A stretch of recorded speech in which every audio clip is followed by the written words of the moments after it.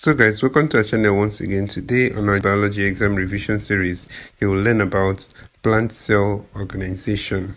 So in short, to stay to the end of this video, as this is an important topic for your biology. Also, at the end of this video, you'll get a free practice question. So in a previous video, we've discussed cell organization in animals. So in today's video, we are going to learn about this same cell organization in plants. Plants are made up of organs like stem, roots, and leaves. These organs work together to make up the organ system. Plant organs, however, are made up of tissues, and examples of plant tissues include the epidermal tissue that covers the whole organ, the palisade mesophyll, which is the part of the leaf where most of the photosynthesis occurs, the spongy mesophyll tissues, which are also found in the leaves, and they have air spaces which allows for diffusion of gases in and out of cells. We also have the xylem and phloem, which transports water, mineral ions, and food materials around the plant. We also have the meristem tissues found at the growing tips of shoots and roots. They are able to differentiate into different types of plant cells and enable the plants to grow. So it's very important for you to understand the functions of all these tissues. Very important for your biology exam. So the leaf, for instance, is an organ made up of several types of tissue.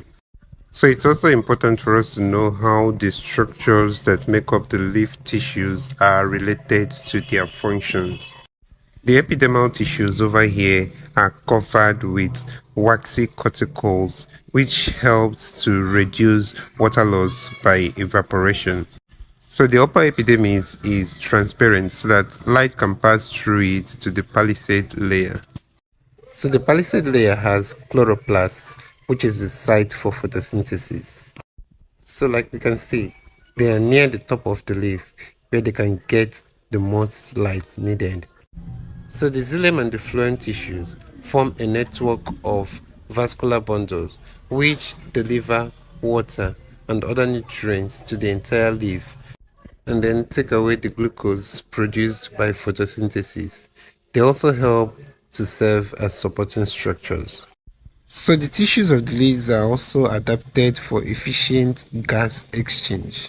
For instance, the lower epidermis is full of little holes called stomata, which allows carbon dioxide to diffuse directly into the leaves.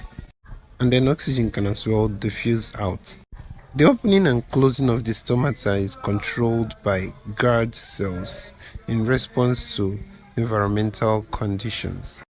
And this airspace here in the spongy mesophyll tissues increase the rate of diffusion of gases. So guys, here's a free biology exam practice question for you to test your knowledge on this lesson. Feel free to pause this video and try it out.